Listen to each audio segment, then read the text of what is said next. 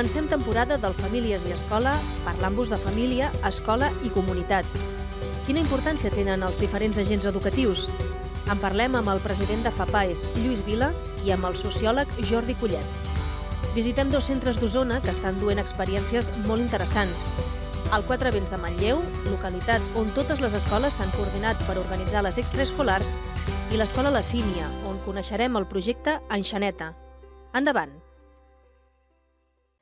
Escoles, famílies i membres de la comunitat són agents implicats en l'educació d'infants i joves.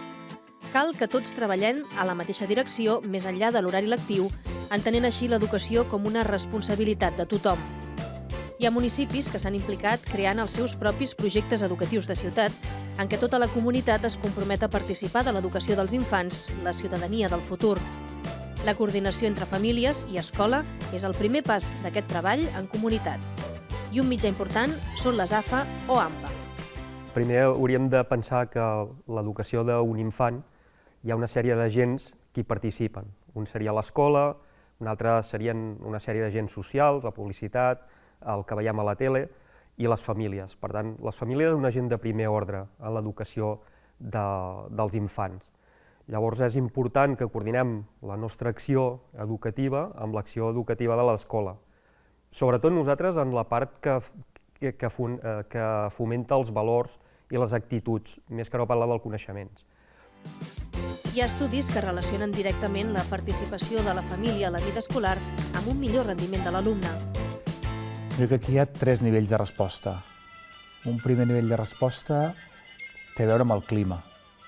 I per tant, sabem que les escoles que treballen amb les famílies, que treballen amb les AMPAs, el clima de l'escola és millor, perquè d'alguna manera tothom té la sensació de sentir-se inclòs.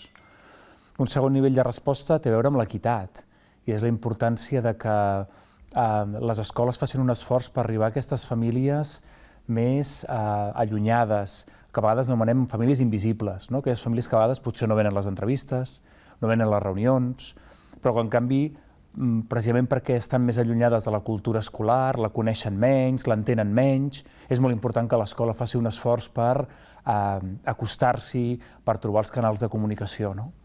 I un tercer nivell de resposta, la recerca ens està dient cada vegada més que té a veure amb els resultats acadèmics. I per tant, una escola que implica a les famílies aconsegueix millors resultats acadèmics de tots els infants, i això especialment es nota en els més allunyats. De nivells de participació n'hi ha molts. Potser el més bàsic seria una relació estreta i fluida amb els tutors i tutores dels nostres fills i filles. De fet, des de FAPAES nosaltres hem tret un document explicant quina és la importància d'aquesta relació amb el tutor, i hem elaborat també una petita guia pels pares perquè sàpiguen què han d'esperar que els hi digui el tutor i què han de preguntar. Perquè a vegades el problema que tenim els pares és que anem a veure el tutor i no sabem què preguntar ni què esperar que ens expliqui. Només esperem que ens doni uns resultats acadèmics. Això és molt més, és parlar d'actituds, és parlar d'emocions, és parlar de creixement. FAPAES és la Federació d'AMPAs de Secundària de Catalunya d'escoles sufragades amb fons públics més important que hi ha. Des de FAPAES es reivindica una escola pública, laica, gratuïta, inclusiva i de qualitat, donant un paper clau a les famílies com a actius de la comunitat educativa. FAPAES ajuda a les nostres AMPAs, les AMPAs que són sòcies, amb el dia a dia. Els pares i mares són voluntaris, moltes vegades no tenen coneixement ni legal, ni administratiu, ni fiscal per tirar endavant l'AMPA. Nosaltres els donem un cop de mà en aquests aspectes, això per una banda. Per altra banda, som l'interlocutor amb l'administració, tant amb el departament com amb els grups parlamentaris. A partir d'aquí, el que fem és canalitzar les inquietuds i les expectatives de les AMPAs sòcies, dels pares i les mares, perquè es solucionin aquestes inquietuds i es donin resposta.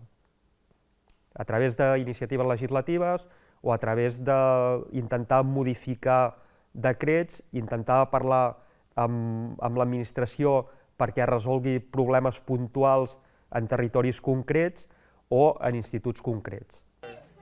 Una de les potestats que queda a mans de les AMPA és l'organització de les activitats extraescolars, importants dins el procés educatiu, però també, ens recorda el sociòleg Jordi Collet, generadores de desigualtats entre nens i nenes.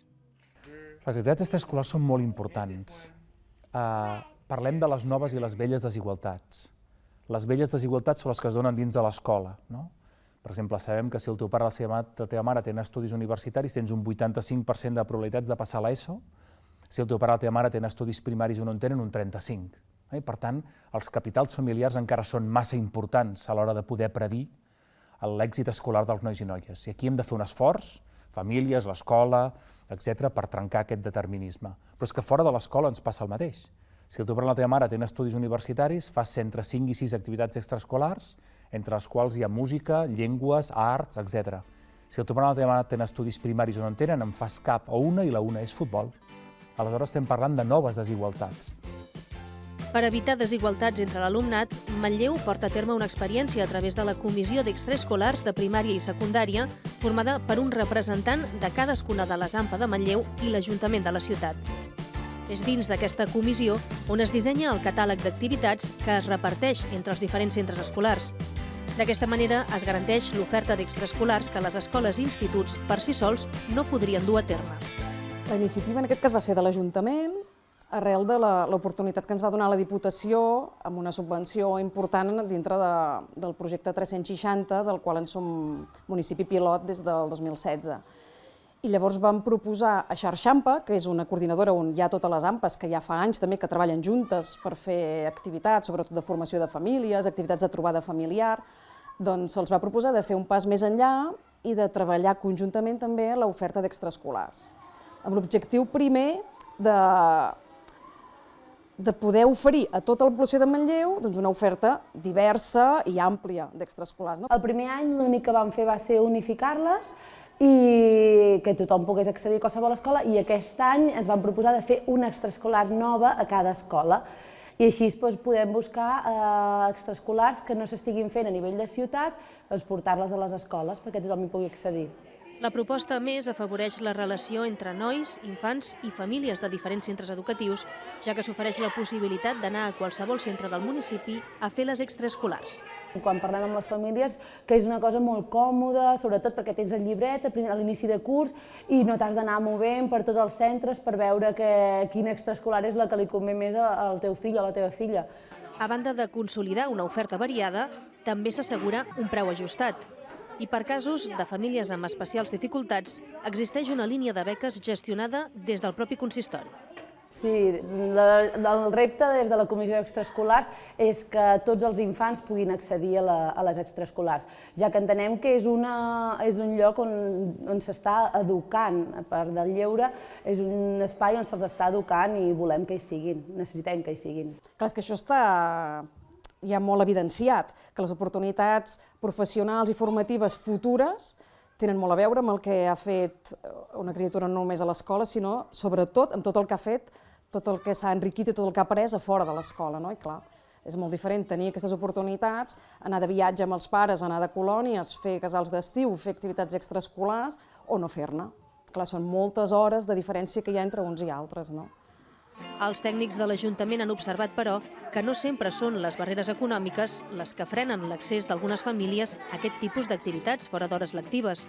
Per aquest motiu, s'estan realitzant enquestes a l'alumnat, professorat i a les famílies per conèixer aquests motius i treballar en la línia d'aconseguir un accés universal a les extraescolars. Manlleu compta amb un dels 11 projectes pilot que acompanyen l'Aliança Educació 360 amb el suport de la Diputació de Barcelona. L'experiència de Manlleu demostra com l'educació 360 és una bona estratègia per avançar en l'equitat i la cohesió social. En tota aquesta iniciativa que estem tenint els últims mesos al voltant del que en diem l'educació 360, educació a temps complet, per exemple, hi ha una petita recerca nord-americana que s'han dedicat a comptar i diuen que, posat a l'extrem, però està bé com a número, un infant que ha tingut moltes oportunitats a la comunitat, que una família que llegeix amb ell, que ha pogut anar a teatre, que ha pogut fer esport, etc., pot arribar a tenir 6.000 hores més d'experiències educatives, d'oportunitats educatives, d'un nen o una nena que no n'ha tingut. I tot això no passa dins de l'escola, passa fora de l'escola.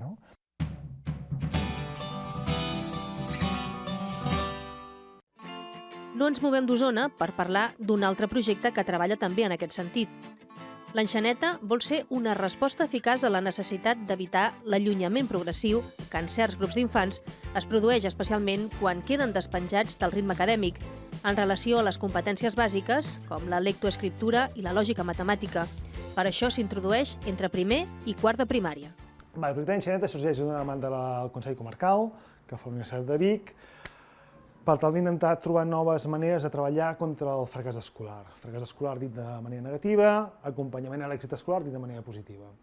Llavors, durant un curs i mig, ens reunim una sèrie d'actors de la comarca, gent de la universitat, professorat de la universitat, mestres d'escoles, directors d'escoles, educadors i educadors de serveis socials i tècnics del Consell Comarcal per veure què hi ha a la comarca, què s'està fent a altres comarques, quines experiències hi ha i què podem aportar de nou per intentar revertir aquesta situació del mal anomenat fracàs escolar. A partir d'aquí, després d'un curs i mig, es comença a fer un pla pilot amb 5 escoles d'aquí a la comarca. De 5 escoles que van començar, ara s'apropen a la 20a. L'escola La Sínia, a Vic, va ser un dels primers centres en formar part del projecte.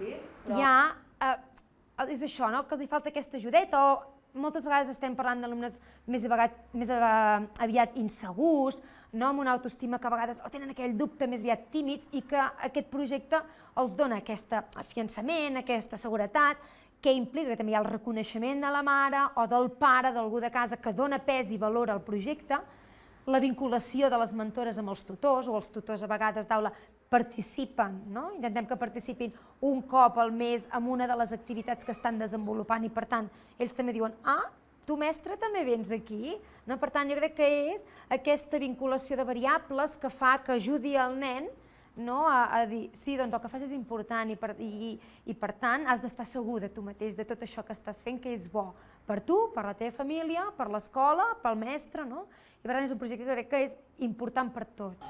A mi em van trucar des de l'escola una noia que es diu l'Andrea, que és com del benestar social, i em va trucar i em va demanar si volies, si t'interessava, i li vaig dir que sí, que jo...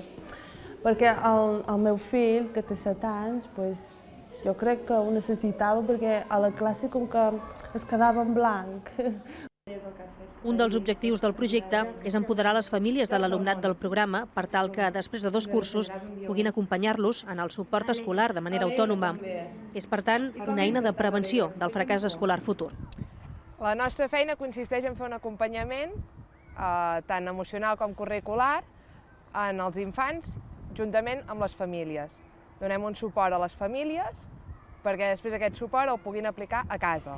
A les 5 anem a l'aula de la biblioteca i allà ens trobem les famílies i fem, no sé, per exemple, cada dia fem una cosa diferent, però al començar tenim que parlar dels nostres sentiments, posar una música tranquil·la. Creiem i basem les nostres sessions en que si emocionalment un nen no està bé, ha tingut un conflicte, ha tingut un problema, està trist, ell no podrà rendir acadèmicament, curricularment.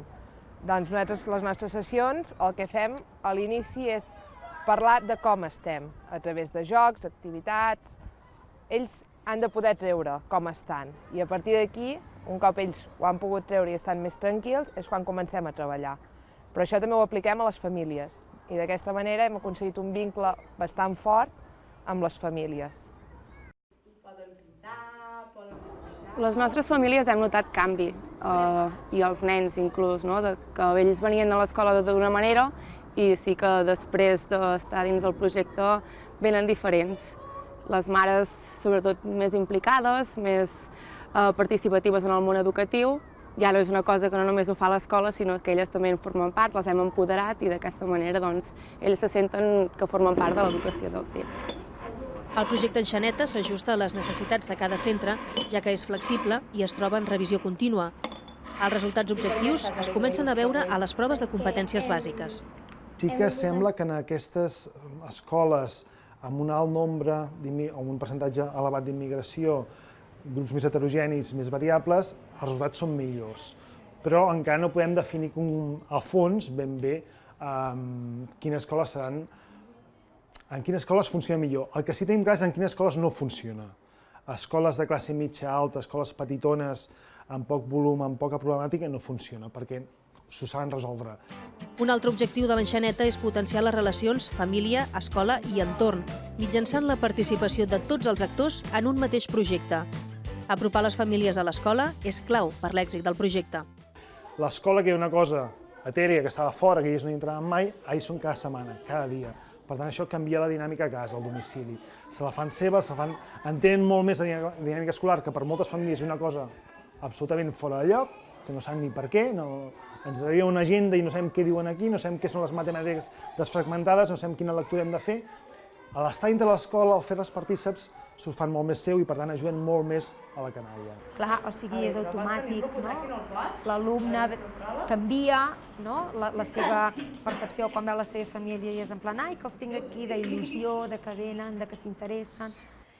I un altre tema que ajuda és la família, i aquí en Xaneta també ens hi va molt bé, entesa com aportadora de coneixement. Sí, jo crec que és molt important. I a més els fills estan molt contents, al veure't al col·le implicant, se senten molt contents també, t'ho diuen. Diuen, sort que ets a l'AMPA, et veiem per allà. Sí, estan molt contents. Els resultats de l'enxaneta han donat peu a que altres comarques l'hagin importat i adaptat a les seves pròpies necessitats. Per acabar, us deixem amb la web d'Educació 360, on trobareu, a banda dels 2 exemples que us hem exposat, altres iniciatives de treball en comunitat. També, si voleu ampliar els vostres coneixements sobre les AFA o les AMPA, us recomanem els webs d'algunes de les federacions que hi ha a Catalunya. Per acabar, Octaedro edita el llibre d'Antoni Tort i Jordi Collet, Famílies, Escola i Comunitat. Fins la setmana que ve!